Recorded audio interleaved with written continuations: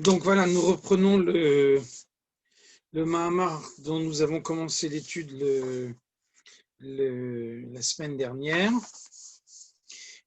qui portait sur les bénédictions que Yitzhak a données à Yaakov. Et donc on a vu que Yaakov a fait en sorte d'obtenir ces bénédictions pour pouvoir recevoir la lumière qui lui permettrait d'introduire dans le monde la transformation de la matière du monde, la possibilité de faire régner Dieu au sein de la matière du monde, donc de construire la résidence de Dieu ici-bas, qui est la finalité ultime de la création. Donc, pour ceux qui ont le texte, nous reprenons à la page 67 et au paragraphe 5. Nous allons maintenant essayer de définir ce que sont ces hautes lumières qui ont été transmises à Yaakov par la bracha de Yitzhak, et c'est grâce à ces hautes lumières que peut être obtenue la transformation de la matière du monde, c'est-à-dire qu'il y a des parcelles de sainteté qui sont enfouies profondément dans la matière du monde, et le moyen d'apporter l'élévation à ces parcelles se trouvant dans la matière, c'est de les irradier avec une lumière intense. Donc, pour mieux comprendre ce sujet, on peut prendre comme référence un Mahamar de l'Admour HaZaken, des Mahamarim des Rebbeim suivants, dans lesquels on nous dit Shehaklipot em bemispar Yudalef. Les clipotes, les forces du mal, sont au nombre de 11. C'est-à-dire que la perfection dans le domaine de la Kedusha, c'est le chiffre 10. Et donc le mal a besoin de montrer qu'il fait toujours plus que la Kedusha. Donc parce que la perfection de la Kedusha, c'est 10, donc il y a 11 sphirotes, 11 kitrines des massabuta, couronnes d'impureté, dans le domaine des forces du mal. Ça veut dire que, on voit dans la halacha également, Kol Amosif Gorea. La halacha nous dit, des fois un ajout peut être considéré comme un retrait. Par exemple, la halacha nous dit, si on ouvre un poulet, on s'aperçoit qu'il a 2 foies. Foie, F-O-I-E, l'organe.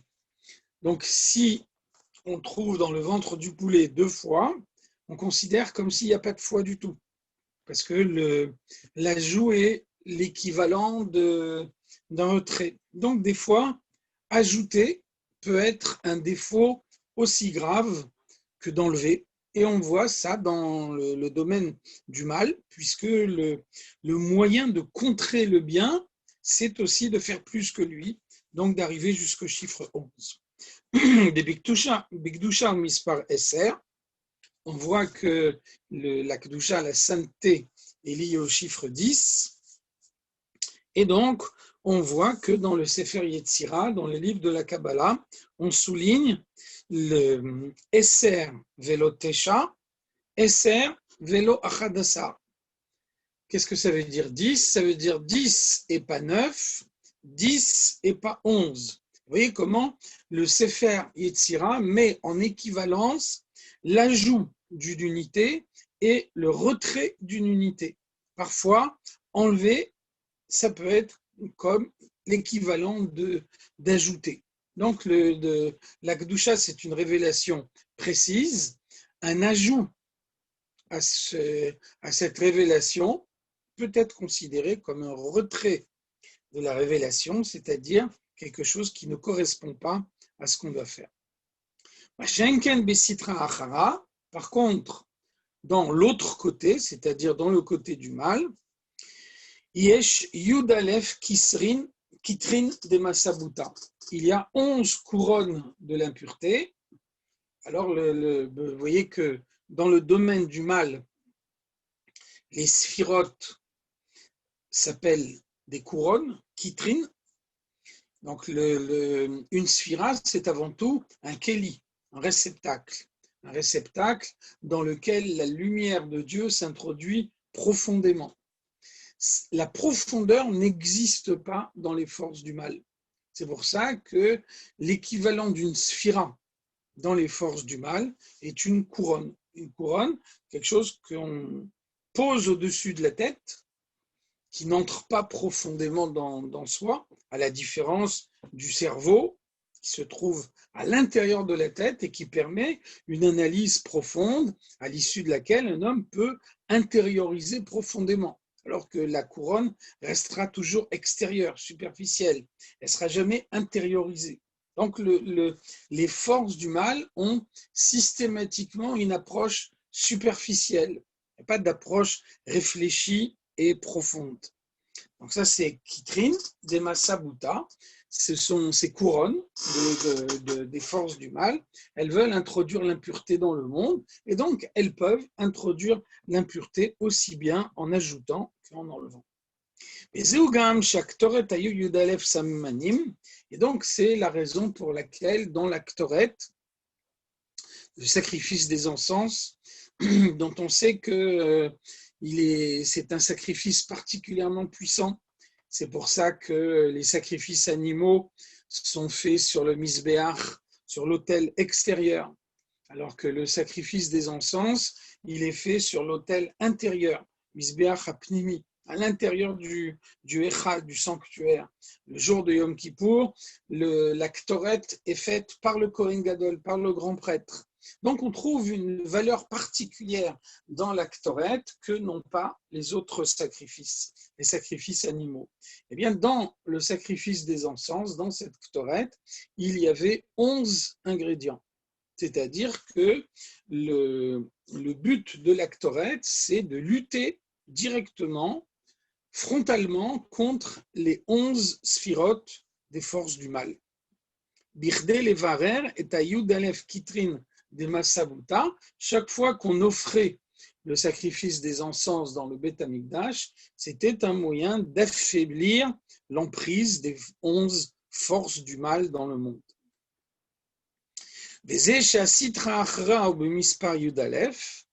Alors comment se fait-il que les forces du mal arrivent jusqu'à 11 qui monim gam et achayut shemechaye otam. Parce qu'en plus des 10 forces que possède le domaine du mal, dans lequel il est l'équivalent des forces du bien, on sait que Leumadze Asa Elohim, Dieu a mis le bien et le mal en équilibre l'un face à l'autre. Il y a néanmoins donc il y a un parallélisme absolu entre les 10 forces de 10 kochot hanefesh, 10 forces de l'âme divine, et les 10 forces de l'âme animale, les 10 forces du mal.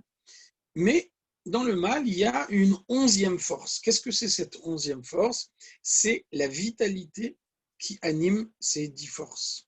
Ça veut dire que dans la Kedusha, un homme fait corps avec la vitalité qui l'anime.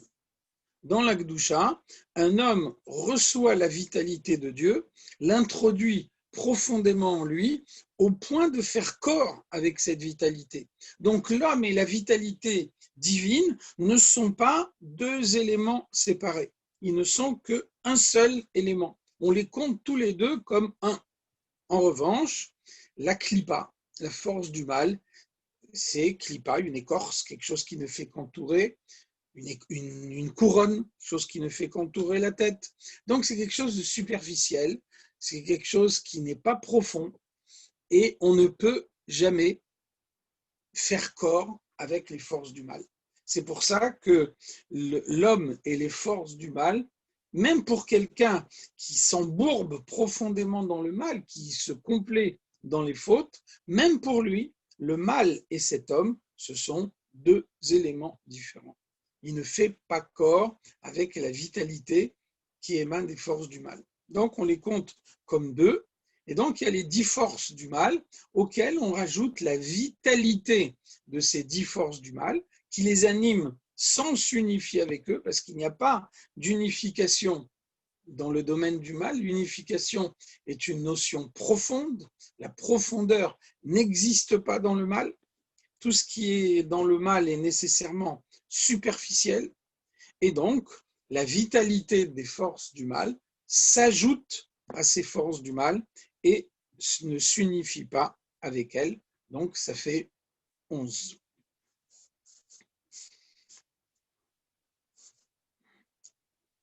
ובקדושה, החיות של 10 ספירות, ועל דרך זה כל עניין שבקדושה, שכל עניין הוא במספר 10.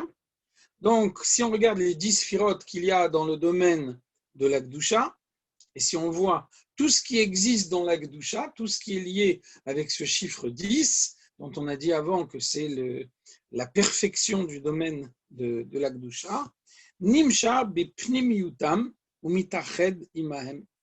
Tout ce qui émane de la Kedusha s'introduit profondément en l'homme, au point que l'homme s'unifie totalement avec la Kedusha. Donc, l'homme et la Kedusha, ça n'est jamais deux choses différentes, deux éléments séparés, c'est toujours un seul élément.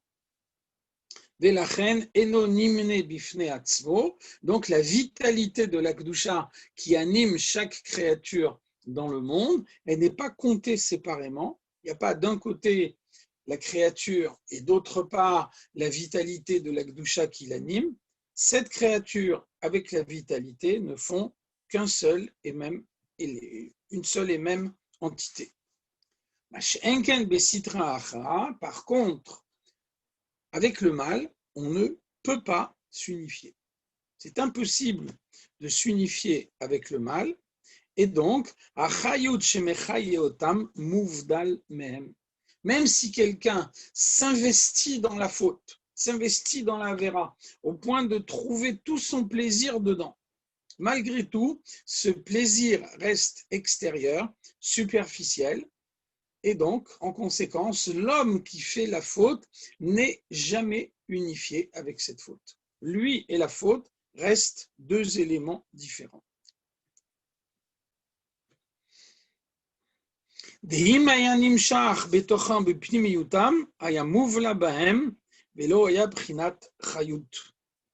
on pouvait imaginer que la vitalité émanant des forces du mal puisse s'introduire profondément en l'homme, alors elle se diluerait en l'homme et elle cesserait d'exister en tant que vitalité. Donc, la vitalité du mal et l'homme, finalement, sont incompatibles. À aucun moment, quel que soit son comportement, quel que soit son degré de pratique des mitzvot, à aucun moment, un homme ne peut s'identifier au mal. Donc, chaque fois qu'on parle du mal, il faut parler de lui comme d'une entité séparée. Le mal n'a pas la possibilité de s'unifier avec aucune autre créature. Il est à Sitra Achra et Leumadze de Kedusha. On a vu déjà que les forces du mal sont le pendant de la Kedusha. On a vu le verset Ze Leumadze Asa Elokim, Dieu a fait que l'un se dresse face à l'autre. Ça veut dire que tout ce qui existe dans le bien a son équivalent dans le mal, et tout ce qui existe dans le mal a son équivalent dans le bien. Il y a un parallélisme absolu entre les deux domaines.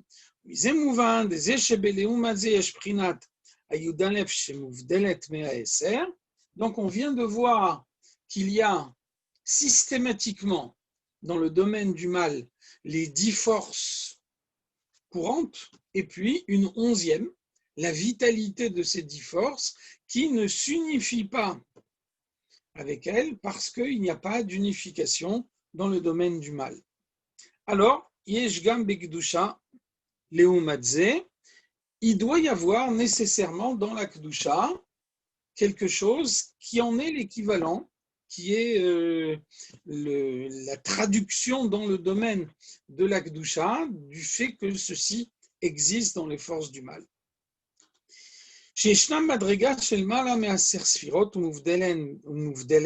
Donc il doit y avoir, même dans la Kedusha, un niveau qui est séparé des 10 sphirotes et plus haut qu'elle. Et là, chez Bigdusha, Prinazu Ena Achayut chez la Eser Sphirot, néanmoins, dans le domaine de l'Akdusha, ça n'est pas ce 11e niveau qui apporte la vitalité aux Sphirot, puisque la vitalité des Sphirot vient de l'Akdusha, et en tant que telle, cette vitalité, ils la reçoivent profondément en elle au point de s'unifier avec elle. Dans le domaine de l'Akdusha, l'unification est la règle.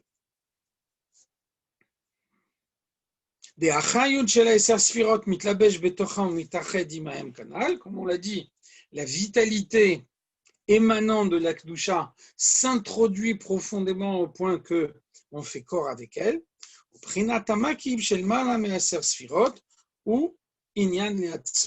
Donc maintenant, nous avons dit, il existe également dans la Kedusha un 11e niveau, mais ce 11e niveau se tient à distance. Il ne s'introduit pas dans les 10 précédents.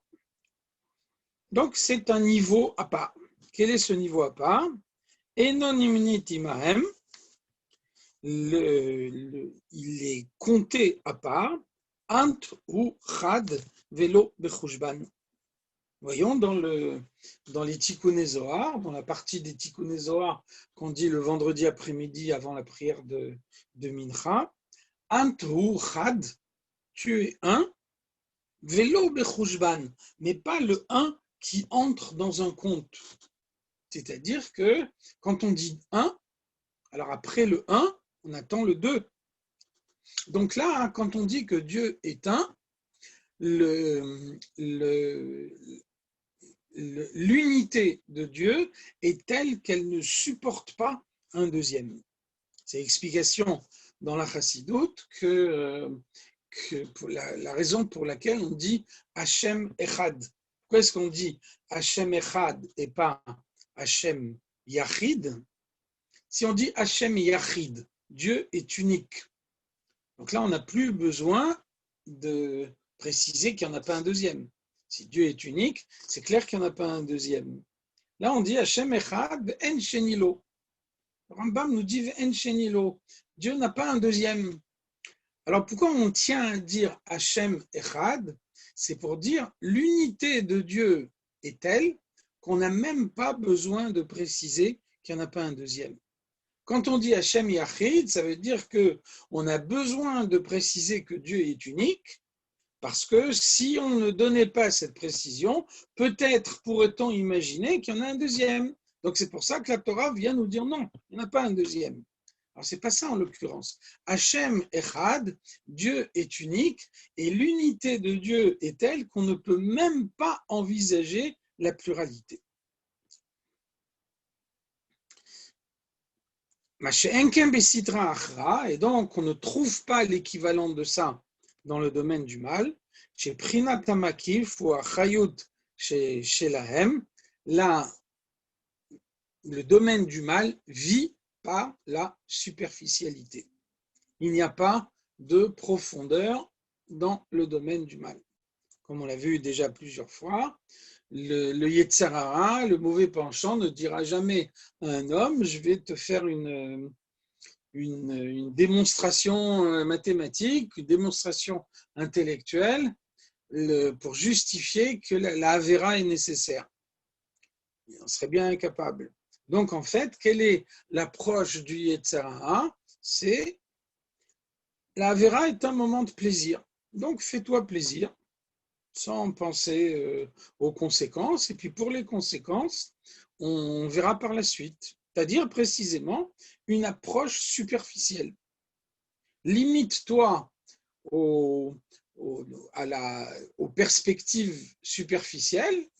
Tu vas passer un bon moment. Il y a un moment où tu vas te sentir que tout va bien. Et puis après, tout ce qui est profond, les conséquences que ça peut avoir, la conséquence d'un moment prétendument de plaisir, c'est peut-être un malheur pour tout le reste de sa vie. Alors ça c'est une réflexion trop profonde. Donc ça, on y pensera par la suite, mais pas dans un premier temps. Donc vous voyez que la démarche du mal est systématiquement une démarche superficielle. La profondeur n'appartient pas au domaine du mal. Et donc, c'est pour ça que dans le domaine du mal, la vitalité de la créature est comptée indépendamment de cette créature. Et donc, c'est comme ça qu'on arrive au chiffre 11. Sans la superficialité, le mal ne vit pas. Le mal n'a pas sa place dans la profondeur.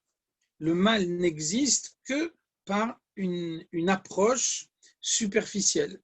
En revanche, une approche profonde exclut de fait l'existence du mal. Donc on peut en déduire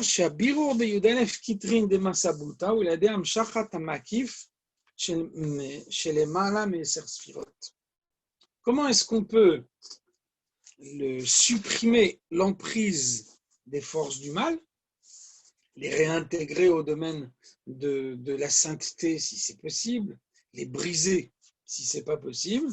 Alors il faut révéler cette force qui vient d'en haut, cette force qui est plus haute que les 10 sphirotes, qui ne s'intègre pas dans les 10 sphirotes parce qu'elle vient d'un niveau plus élevé.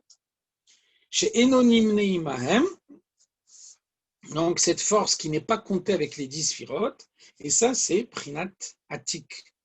Ça c'est la partie profonde de Keter, de la couronne qui se trouve au-dessus du monde d'Atsilut. Alors maintenant on comprend la question qu'on a posée au début de cette étude. Pourquoi est-ce qu'on a besoin d'une lumière tellement haute pour pouvoir apporter l'élévation aux parcelles de sainteté qui se trouvent dans les objets matériels? Donc la réponse, c'est que la présence de ces parcelles de sainteté au sein des objets matériels les place sous l'emprise des forces du mal. Les forces du mal, elles atteignent le chiffre de 11, et donc une lumière qui émane uniquement des 10 sphirotes, c'est-à-dire la lumière, entre guillemets, normale que Dieu a placée au sein de la création, elle n'est pas suffisante pour leur apporter l'élévation. Et donc, pour que cette élévation soit possible, alors il faut une lumière qui vient de plus haut que la création, c'est-à-dire une lumière émanant de Keter, de la couronne, qui vient de plus haut que la création. Et c'est pour ça, comme on l'a vu, Atik Yomi, la partie profonde de Keter, c'est la partie qui correspond au plaisir. Et donc, transformer la matière du monde, prendre un objet qui a été conçu pour voiler la présence de Dieu et l'utiliser comme une brique pour bâtir la résidence de Dieu, c'est apporter du plaisir à Dieu. C'est ce qui justifie la création. Dugmat prinat ayudalev shebesitra achra sheimuvdelet mehem kanal. Donc, de la même façon qu'il y a dans les forces du mal 11 éléments, le 11e étant séparé des 10 premiers, alors pour apporter l'élévation à la matière, on apporte également un 11e élément, la lumière qui vient de Keter, une lumière plus haute que les limites du monde, et de cette façon-là, la matière du monde se transforme. Donc c'est le sens de cette bénédiction que Yitzhak donne à Yaakov. On voit que la première bénédiction que Yitzhak donne à Yaakov, c'est Tal Hashamaim, la rosée des cieux. Tala de Hatika, qu'est-ce qu'on appelle ici la rosée? C'est la lumière qui émane de Hatik, la lumière qui émane de cette couronne qui surplombe l'enchaînement des mondes Et donc, c'est le sens de la bracha de Yitzhak à Yaakov, Vaïten lecha Elokim mital hashamaim, que Dieu te donne cette lumière supérieure qui te permettra de transformer complètement la matière du monde pour faire que Dieu réside au sein de cette matière.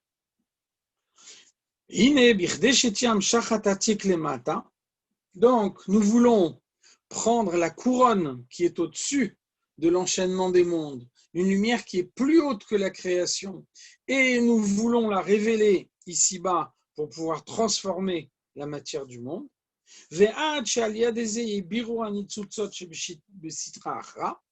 De sorte que les parcelles de sainteté qui sont emprisonnées dans les objets matériels du monde et du fait de cet emprisonnement se trouvent sous l'emprise des forces du mal, soient libérées de cette emprise et qu'elles puissent de cette façon-là réintégrer le domaine de la Ktusha. Ça, c'est l'objectif que nous nous fixons. Pour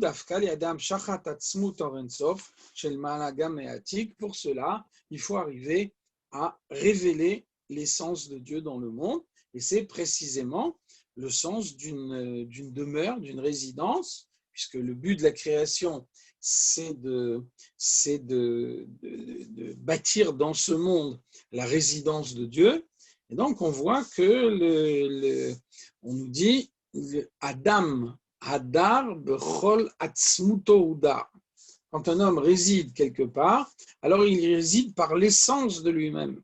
Ça veut dire que tout ce qui se trouve dans sa demeure porte l'empreinte de lui-même, l'empreinte de sa personnalité. Donc c'est le but, faire en sorte que le monde, chaque objet du monde, même si d'emblée cet objet a été créé pour voiler la présence de Dieu, même si cet objet donne l'impression d'avoir une existence indépendante, le but d'un juif, c'est de transformer la matière du monde et de faire que cet objet porte l'empreinte de Dieu. Atik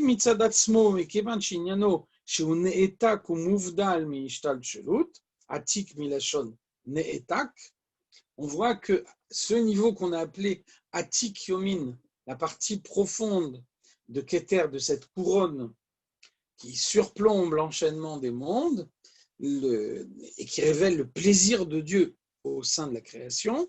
Donc on voit que Atik, c'est également de la même étymologie que Ne'etak, séparé. Ça veut dire que par nature, cette lumière est séparée de la création. Elle est plus haute que la création. Et donc, Iefshar Sheyumshach Lemata, a priori, de la manière dont le monde a été créé, cette lumière tellement haute, il est impossible de la dévoiler ici-bas. Ça veut dire que Dieu a contracté sa lumière pour qu'elle puisse se révéler au sein de l'enchaînement des mondes, et c'est seulement la lumière qui a subi cette contraction qui peut se dévoiler ici-bas. Or, là, en l'occurrence, on nous dit il faut dévoiler la lumière de l'essence de Dieu dans le monde, et c'est cette lumière de l'essence de Dieu qui, lorsqu'elle va s'introduire dans les objets matériels, va les transformer et leur faire porter l'empreinte de Dieu. Alors, comment est-ce qu'on peut dévoiler dans le monde une lumière aussi haute?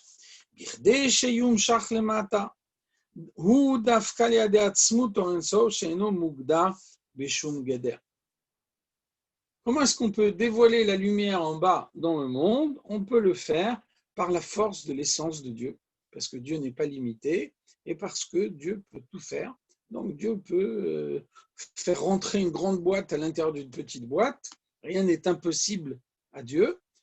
Et donc c'est en s'attachant à l'essence de Dieu qu'on peut dévoiler dans le monde une lumière que ce monde n'a pas été conçu pour intégrer. Et donc, de cette façon-là, le monde se transforme. La matière devient le reflet de la présence de Dieu.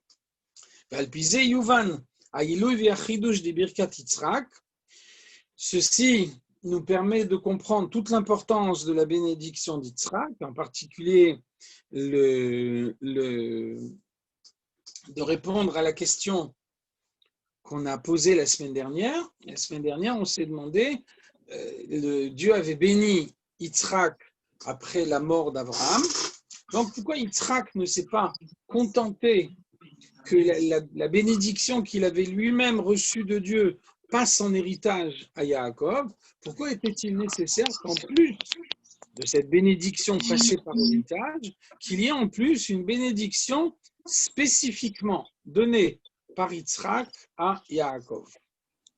Alors, c'est parce que Abracha devaiten lecha Elokim ou shetiam shacha lemata levarer et anitzutzot shebe'esav. C'est parce que Yaakov devait se confronter à Esav. Esav représente les forces du mal telles qu'elles se trouvent ici en bas dans le monde. On a vu la dernière fois que Ishmaël a fait tchouva, et donc Ishmaël est considéré comme Israël Moumar, un juif qui s'est écarté de la pratique, alors que Esav est considéré comme un non-juif. Esav n'a jamais intégré le domaine du service de Dieu. Donc, Esav représente les parcelles de sainteté qui sont descendues très très bas au sein de la matière du monde, au point de refuser le service de Dieu.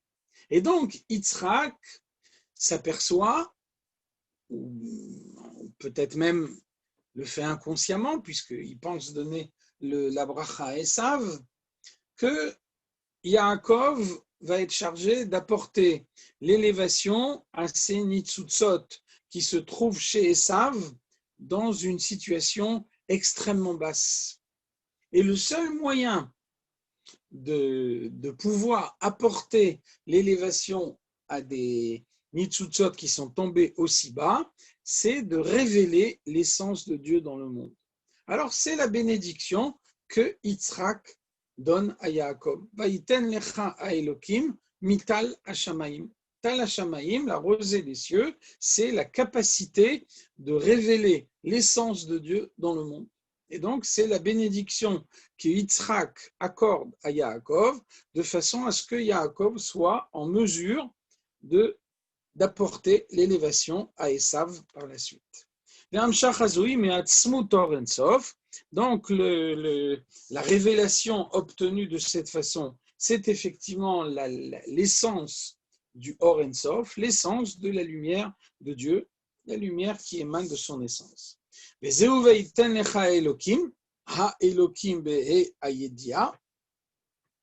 Alors, on a vu que Elohim, c'est Dieu qui se voile au sein de la matière, et là, on voit Ha Elohim.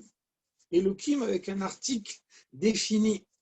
Donc, Ha Elohim, ça veut dire la force de l'essence de Dieu qui, même en s'introduisant dans la matière, arrive à dépasser les limites du monde.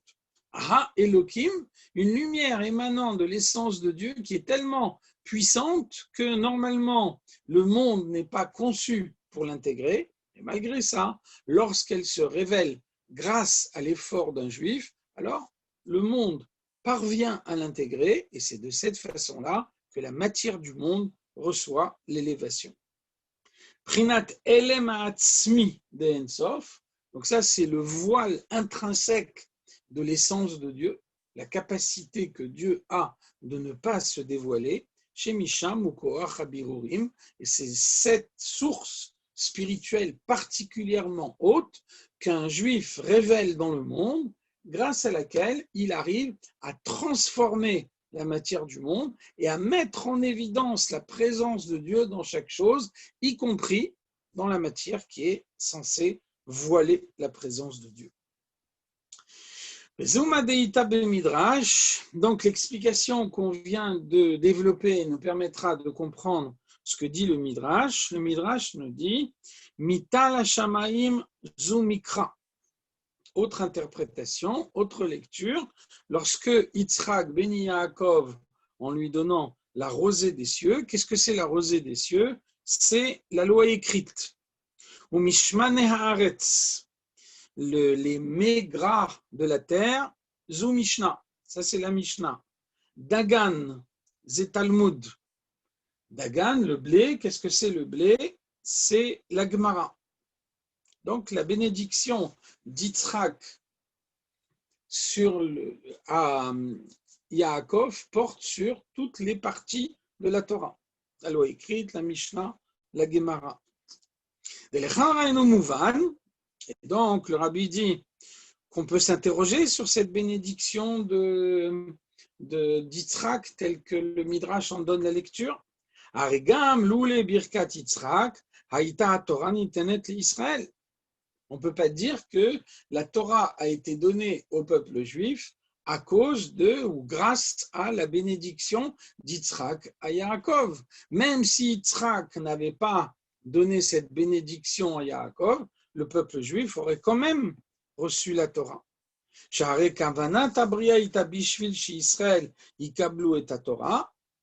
Le monde a été créé pour que les Juifs reçoivent la Torah. Et on voit que le Saint béni soit-il a fait une condition avec la création. Il a dit Im Israël mekablim à Torah.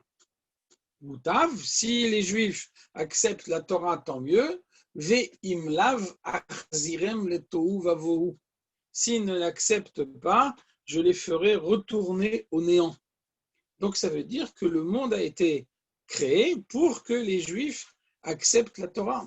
Donc on ne peut pas dire que cette acceptation de la Torah, c'est juste quelque chose d'optionnel qui a été obtenu uniquement grâce à la bénédiction d'Yitzhak à Yaakov. On voit que le Baal HaTurim nous dit le premier mot de la Torah, c'est Bereshit. Pourquoi est-ce que la Torah commence par Bereshit? C'est parce que Bereshit, c'est les initiales de Barishona, Ra'a, Hashem, chez Israël, Ikablu et Torah. D'emblée, Dieu a vu que les Juifs allaient recevoir la Torah. Donc le fait que les Juifs reçoivent la Torah, c'est inscrit dans la création depuis son premier instant. Quel est donc l'apport de cette bracha de Yitzhak à Yaakov? Mahu shebercho baTorah, quel est le sens de cette bénédiction?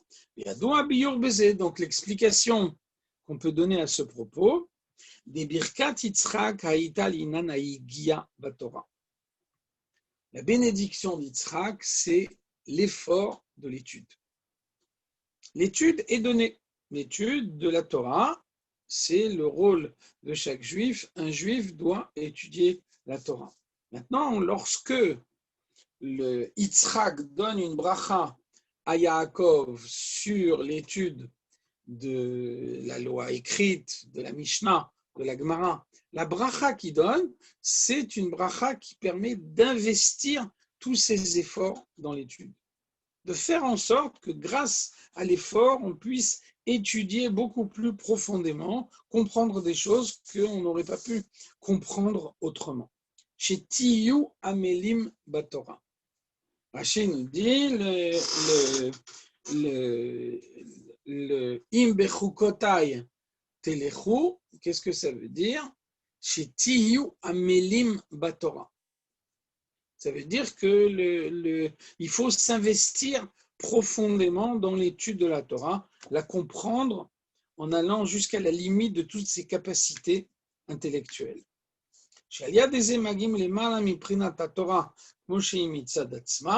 Et donc, par son effort personnel, un juif peut aller bien au-delà de ce qu'est la Torah par elle-même. Donc le rabbi souligne toujours, nous disons Veten chelkenu betorah techa.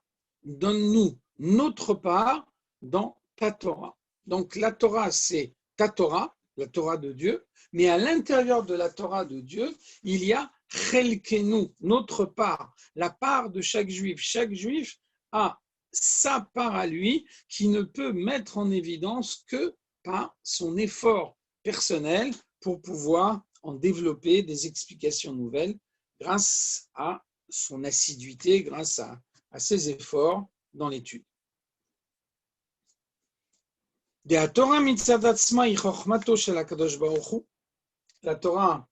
c'est la sagesse de Dieu, celle qu'a priori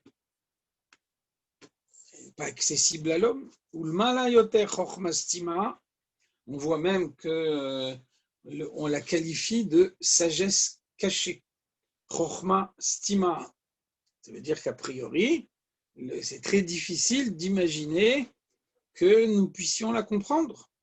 Et donc, Aliada Yigia Batora, grâce à l'effort de l'étude, Yagia Bederech Or Choser, Yagia Bederech Or Choser, un effort qui prend la forme d'une lumière réfléchie.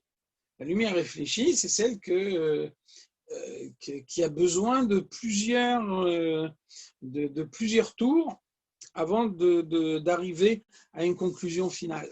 On voit qu'on dit toujours, le Yerushalmi c'est Or Yachar, la lumière directe, le Bavli c'est Or Choser, la lumière réfléchie. Quelle est la différence entre les deux? Dans le Yerushalmi, il n'y a pas de raisonnement très compliqué, il y a une question, une réponse, une question, une réponse. Par contre, dans le Bavli, on pose une question, la Gemara envisage une première réponse, ensuite on s'aperçoit que cette réponse n'est pas bonne, alors on essaie de construire un nouveau raisonnement, et parfois on doit détruire 5 ou 6 raisonnements avant d'en avancer un qu'on retient finalement. Alors on peut penser le Yerushalmi qui donne la question et tout de suite après la réponse, il va droit au but. On peut penser que l'étude est plus facile de cette façon-là. Dans la pratique, on s'aperçoit qu'on a beaucoup moins bien compris, parce qu'on n'est pas rentré profondément dans les choses. Et donc, il peut y avoir des questions qui se posent et auxquelles, avec le Yerushalmi, on ne sait pas répondre. Alors que quand le Bavli envisage une hypothèse et qu'après, il ne la retient pas, malgré tout, du fait que cette hypothèse a été envisagée, on déduit un enseignement. On déduit ce qu'on aurait pu penser être une explication, on s'aperçoit qu'en fait, non, ça n'est pas une explication.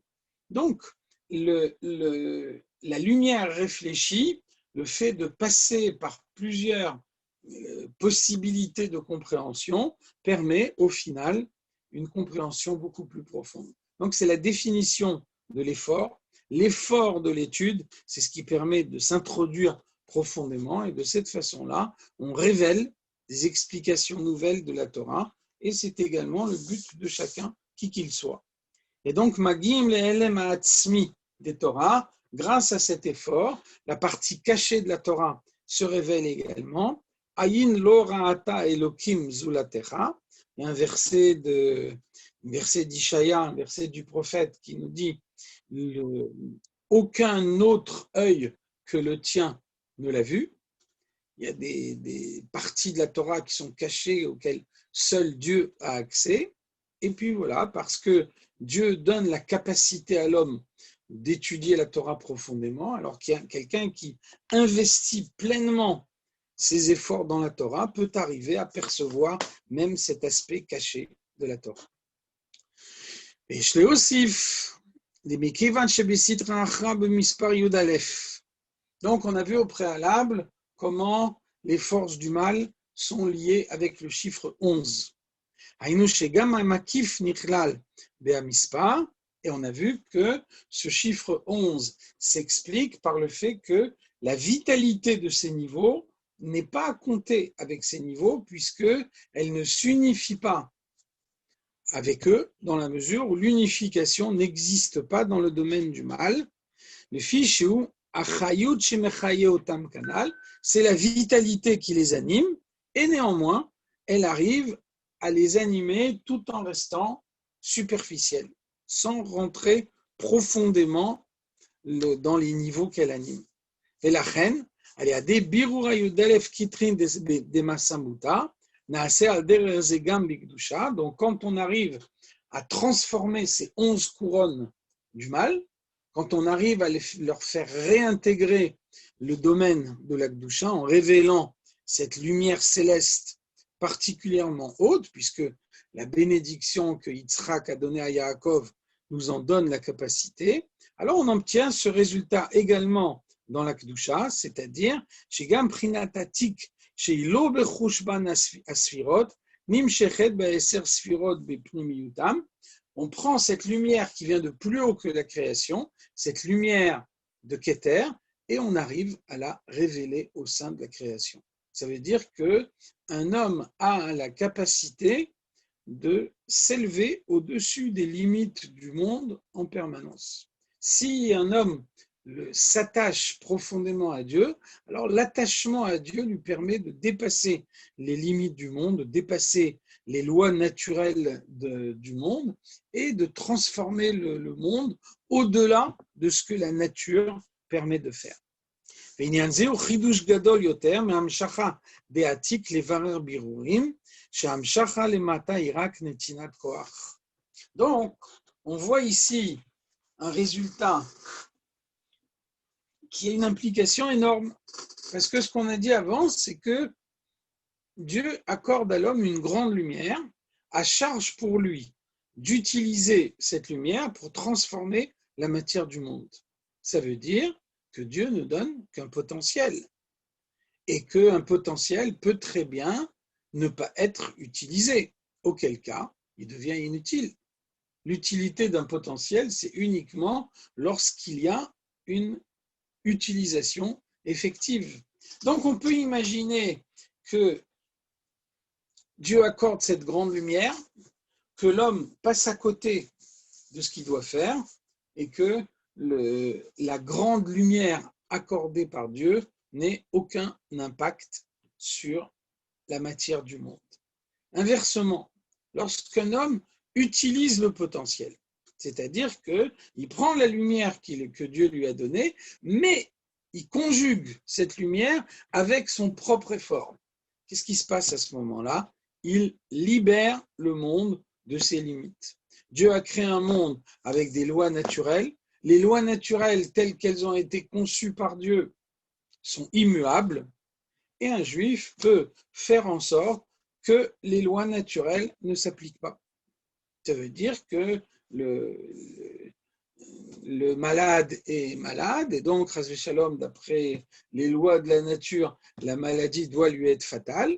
Et puis ensuite, voilà, Dieu dévoile une lumière dans le monde et à ce moment-là, le malade guérit. Pourquoi est-ce que le malade guérit? C'est parce que tous les juifs disent 3 fois par jour dans la prière, Rofé cholé amo Israël, Dieu guérit les malades de son peuple, et donc on est convaincu que même dans un cas critique, Dieu peut dévoiler la lumière dans le monde et faire en sorte que rien ne soit inexorable, que la matière du monde soit transformée. Donc vous voyez que ce n'est pas le potentiel par lui-même qui est important, mais c'est l'utilisation de ce potentiel par les Juifs qui permet de transformer la création par rapport aux principes que Dieu lui-même a instaurés au sein de cette création.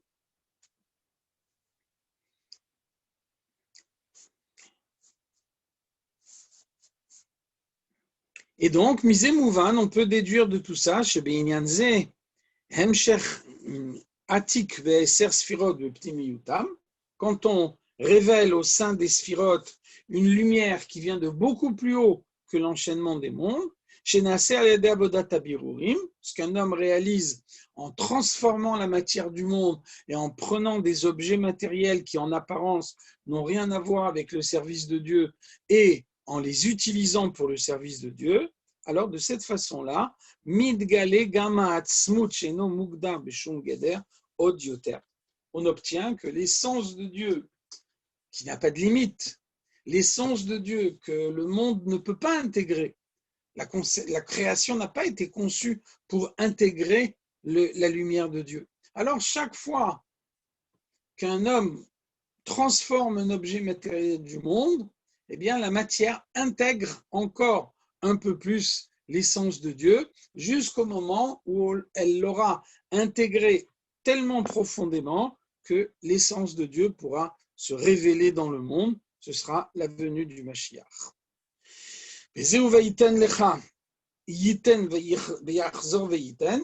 Donc c'est pour ça que Rashi explique le verset est ve'yiten lecha, et il te donnera. Pourquoi on ne dit pas simplement yiten lecha, il te donnera, quand on dit ve'yiten lecha, et il te donnera. Donc Rashi explique, yiten ve'yachzor ve'yiten. Il t'a donné, il te donnera encore. Pas une seule fois, mais Dieu donne de multiples fois. Des netina rishona yam shachat elem ha'atzmi. Donc dès que Dieu donne la force pour la première fois, il permet de révéler la force ici-bas. Ve'yiten lecha Elokim, ha Elokim, l'essence de Dieu telle qu'elle est voilée au sein de la matière du monde, te donne la force de pouvoir transformer cette matière, birde levarer birurim, de façon à transformer la matière, de façon à ce que la matière conçue pour voiler Dieu cesse de le voiler. Mais zéouché yachzor veiten, et ensuite Dieu te donnera encore une fois, yam shacha vegilu yatzmi shenase al yad avodat habirurim, c'est le résultat qui est obtenu grâce à la transformation de la matière du monde. Un objet qui est conçu pour voiler Dieu deviendra au contraire le reflet de la présence de Dieu au sein de la création. Et donc, grâce à cette bénédiction qu'Yitzhak a donnée à Yaakov, Amshachat elem ha'atzmi bishne ofanim anal, grâce à la révélation des deux façons qui ont été dites au préalable, Yiten ve'yachzor ve'yiten, avant de transformer l'objet matériel, Dieu donne sa lumière pour que cette transformation soit possible. Et après la transformation, Yachzor ve'yiten, Dieu redonne encore une fois la lumière pour que cet objet matériel ne soit plus un voile de la présence de Dieu dans le monde, mais au contraire, un dévoilement de cette lumière. Donc, grâce à ça, Nimshargam mital hashamayim ou mishmane haaretz, on peut obtenir le reste de la bénédiction d'Yitzhak à Yaakov, c'est-à-dire la rosée des cieux, les mets gras de la terre, c'est-à-dire Mikra, Mishnah, la loi écrite, la loi orale, les gamital hashamayim kipshuto, et c'est aussi la rosée, au sens simple, des tal lomiatser, on a vu la différence entre la rosée et la pluie. La pluie dépend des actions des hommes. Lorsque les hommes agissent mal, on peut imaginer que la conséquence en soit la sécheresse. Inversement, la rosée est toujours donnée par Dieu. Elle n'est jamais retenue. Bifrat chez les khatrila en salka datach leakev chas v'shalom. Et là, il n'y a même pas besoin de donner une assurance que la rosée sera toujours donnée, parce que d'emblée, Dieu n'imagine même pas de retenir la rosée, chas v'shalom. Dieu donne aussi les mets gras de la terre, les rov dagan, vetirosh kipshutam, l'abondance de blé, l'abondance de la vigne. Donc, tous les biens matériels dont un juif a besoin pour ne pas souffrir matériellement, et on recevra la plus grande largesse qu'on peut imaginer, les binyan bet hamikdash shlishi, jusqu'à la construction du troisième temple, qui sera le plus haut niveau de largesse qu'il y aura dans le monde. Yaakov chez Nikra Baït. Donc on voit que le premier et le deuxième temple correspondent à Avram, à Yitzhak, alors que le troisième temple correspond à Yaakov.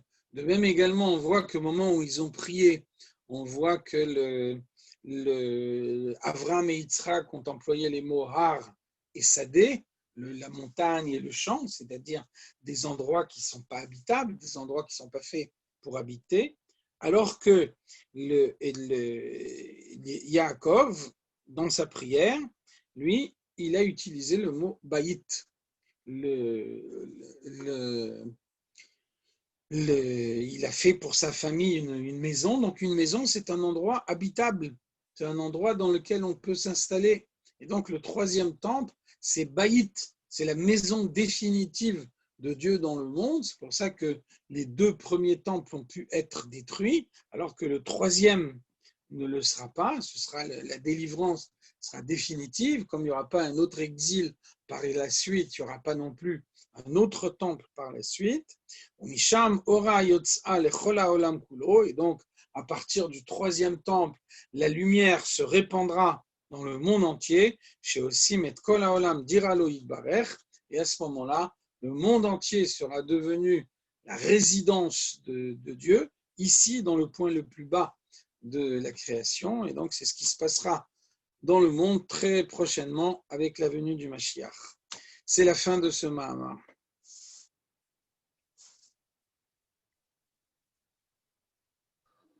Magnifique. Chazak Baruch. Merci beaucoup, Chaim. Bonne soirée à tout le monde. Des bonnes choses. Kol Tov. Merci beaucoup.